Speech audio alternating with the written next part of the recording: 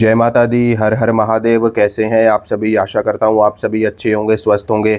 माता रानी आप सभी की मनोकामना पूरी करे, आप सभी के घर में महामाई सुख शांति बनाए रखे। आज की जो वीडियो है वो बहुत ही अच्छी और बहुत ही बेहतरीन वीडियो है। और अक्सर लोग बार बार कमेंट में यक्षिणियों की साधनाओं के बारे में पूछते हैं, योगिनियों की साधनाओं के बारे में पूछते हैं। और लगातार एक सीरीज़ के तौर पे मैं यक्षिणियों की साधना, अप्सराओं की साधना डालता आ रहा हूँ। तो इसी क्रम में आज मैं आपको पद्मिनी यक्षिणी की साधना बताने वाला हूँ। पद्मिनी यक्षिणी के बारे में जानकारी देने वाला हूँ, इनका सही विधि विधान बताने वाला हूँ और कैसे आप पद्मिनी यक्षिणी की साधना करके अपने जीवन को बेहतर बना सकते हैं। इनकी सिद्धि करके आप अपनी मनोकामना पूरी करवा सकते हैं और इनकी शक्ति के माध्यम से आप किसी का भी भूत, वर्तमान और भविष्य बता सकते हैं। देखिए, जो यक्षिणियाँ होती हैं ये बहुत ही शक्तिशाली होती हैं, बहुत ही सिद्ध शक्तियाँ होती हैं और अपने साधक की, अपने भगत की हर मनोकामना को पूरा करने में यक्षिणी देवी सक्षम होती है। यक्षिणियों की उत्पत्ति माता पार्वती के पसीने से मानी जाती है।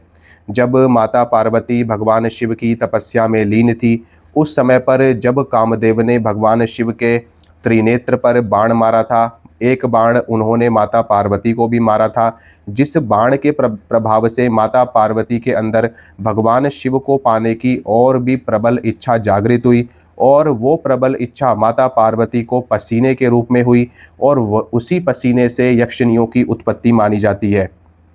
यक्षिणियों का जो मूल निवास होता है वो कुबेर लोक में माना जाता है, यानी कि अलकापुरी में माना जाता है। और ये अलकापुरी ऐसा नहीं है कि ये स्थूल जगत में है, लेकिन ये सूक्ष्म सूक्ष्म लोक है अलकापुरी, जो कि कैलाश पर्वत के पास में माना जाता है, यानी कि उत्तर दिशा की तरफ। इसीलिए यक्षिणियों की साधना उत्तर दिशा की तरफ मुख करके करी जाती है। अगर आप इन साधनाओं को एकांत स्थान में करते हैं, किसी तीर्थ में करते हैं, किसी नदी के किनारे करते हैं, पर्वत पे करते हैं, किसी पुराने वट वृक्ष के नीचे करते हैं, पीपल के वृक्ष के नीचे करते हैं, तो ऐसे स्थान पर यक्षिणियों की सिद्धि बहुत ही जल्दी साधक को प्राप्त हो जाती है। लेकिन आजकल की जो भाग दौड़ भरी ज़िंदगी है, जिसमें साधना के लिए समय निकालना भी मुश्किल है, तो ऐसे लोग कहाँ जंगल में जाएंगे, कहाँ नदी के किनारे जाएंगे। तो उनके लिए सबसे उत्तम स्थान जो माना जाता है वो उनका खुद का घर होता है। आप अपने घर के एकांत कक्ष में या अपने घर की छत के ऊपर या जिस भी कमरे में आप रहते हैं, उसी कमरे के अंदर आप यक्षिणी की साधना बहुत ही सरलता से सिद्ध कर सकते हैं। यक्षिणियों की साधना बिना गुरु के नहीं की जाती। ये गुरु प्रदत्त साधनाएं होती हैं। गुरु के आशीर्वाद से जब आप इन साधनाओं को करते हैं तो इसमें आपको बहुत ही जल्दी सिद्धि प्राप्त होती है और बिना गुरु के साधना करने पर नुकसान भी आपको हो सकता है। इसलिए अगर आपको यक्षिणी की साधना करनी है या अप्सरा की साधना करनी है या किसी भी देवी देवता की साधना करनी है तो आप मुझसे संपर्क कर सकते हैं। मेरा व्हाट्सएप नंबर आपको चैनल पर मिल जाएगा, वहाँ से आप मुझे व्हाट्सएप मैसेज करें, वहाँ पे आपको पूरी जानकारी दे दी जाएगी। तो बात करते हैं पद्मिनी यक्षिणी की। पद्मिनी यक्षिणी बहुत ही सुंदर, बहुत ही दिव्य और आभूषणों से अलंकृत यक्षिणी मानी जाती है। पद्मिनी यक्षिणी को पद्मावती देवी भी कहा जाता है, क्योंकि जैन धर्म में इनको पद्मावती का दर्जा दिया गया है और ये बहुत ही शक्तिशाली देवी है। कमल के ऊपर इनका आसन होता है, कमल पर विराजमान ये शक्ति है और ये हाथ में भी कमल का फूल धारण करती हैं।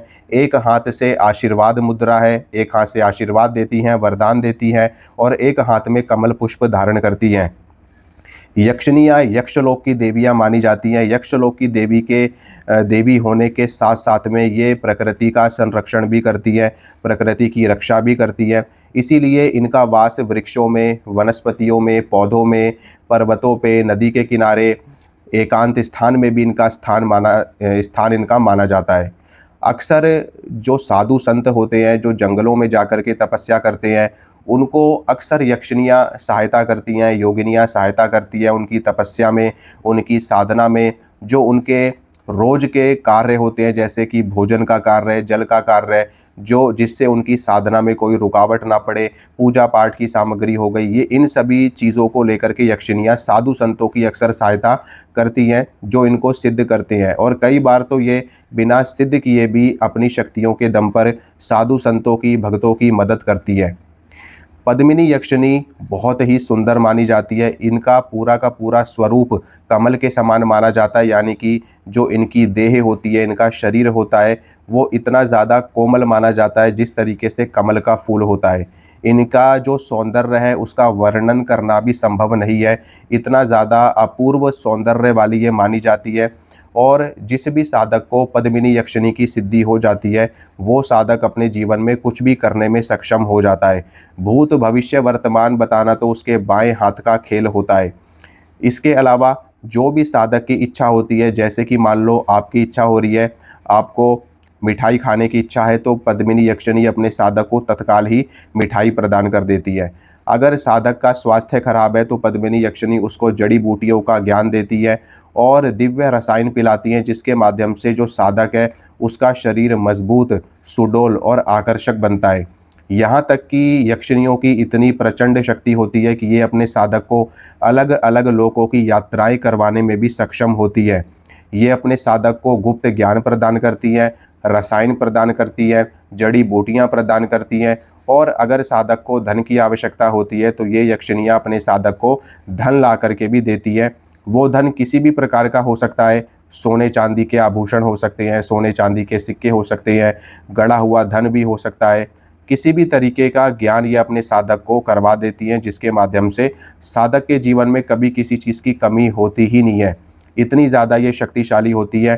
कहने का अर्थ ये है कि जो भी साधक इनकी सिद्धि कर लेता है, पूर्ण रूप से प्रत्यक्षीकरण कर लेता है, तो उसके जीवन में और किसी शक्ति को सिद्ध करने की आवश्यकता पड़ती ही नहीं है। अपने साधक की हर मनोकामना यक्षिणियाँ पूर्ण करती है।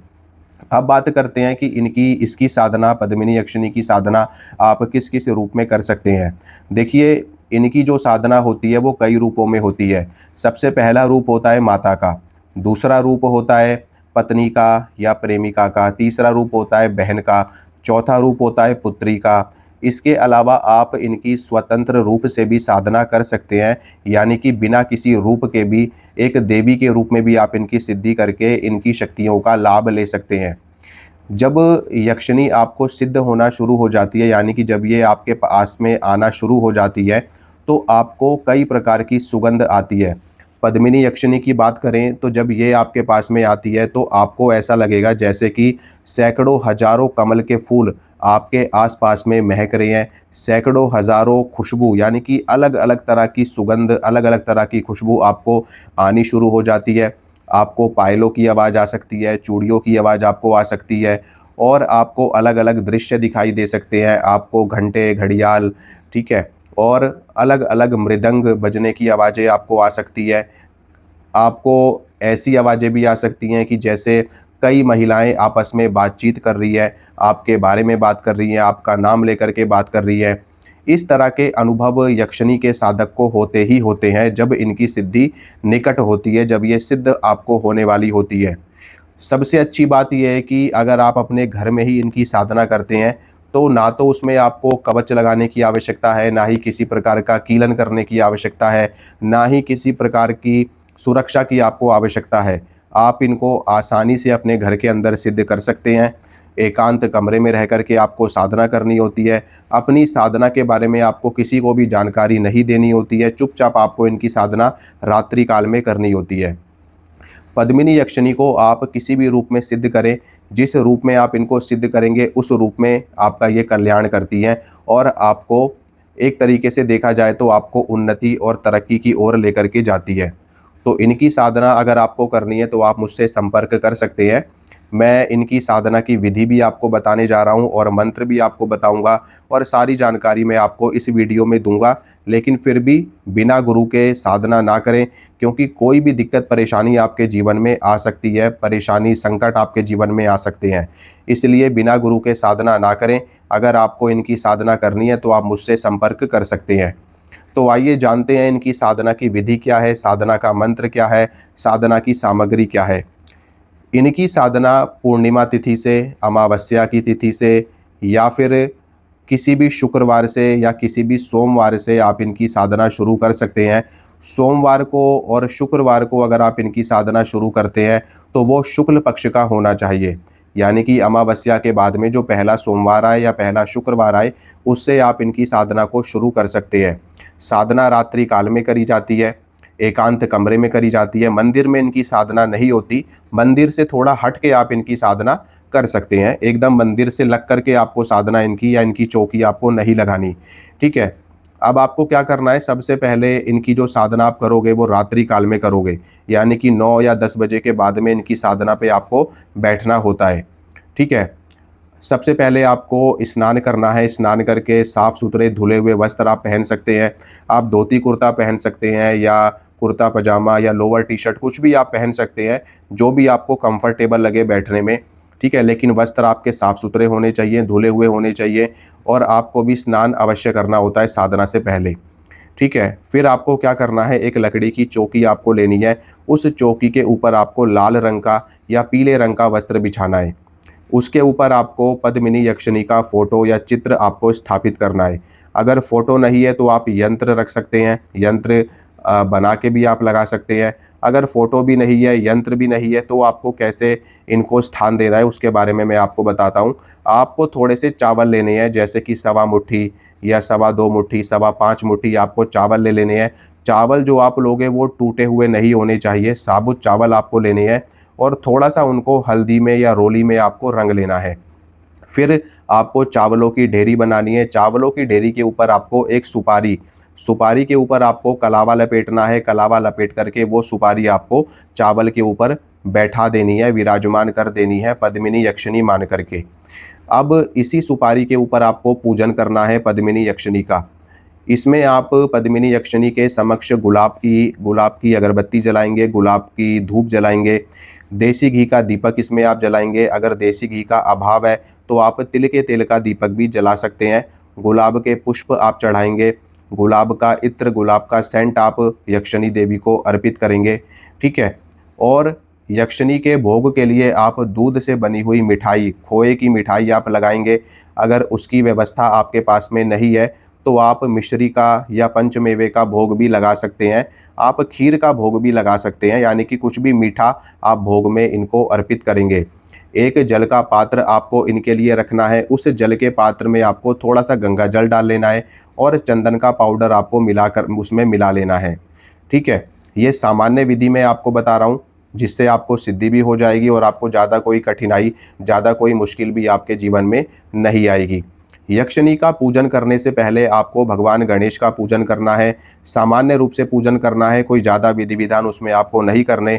आप श्री गणेशाय नमः, श्री गणेशाय नमः, वक्रतुंड महाकाय सूर्यकोटि समप्रभा निर्विघ्नं कुरु मे देव सर्व कार्येषु सर्वदा, इस तरीके से भगवान गणेश की स्तुति करें, उनसे अनुमति लें, उनसे आशीर्वाद प्राप्त करें कि आप जिस भी यक्षिणी की साधना कर रहे हैं उसमें आपको सफलता प्राप्त हो।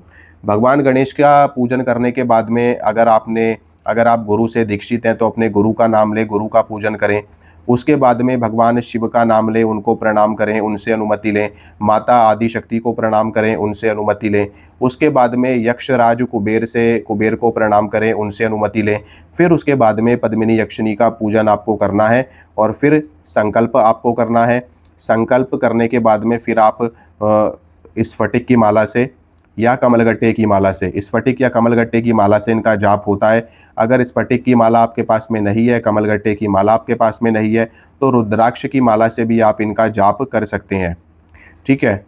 जाप करने के लिए आपको क्या करना होता है कि देखो, ये साधना आप उत्तर दिशा की तरफ मुख करके करेंगे या फिर पूर्व दिशा की तरफ, ठीक है। दोनों में से किसी भी दिशा की तरफ आप मुँह करके बैठ जाएंगे और अपनी साधना को करेंगे।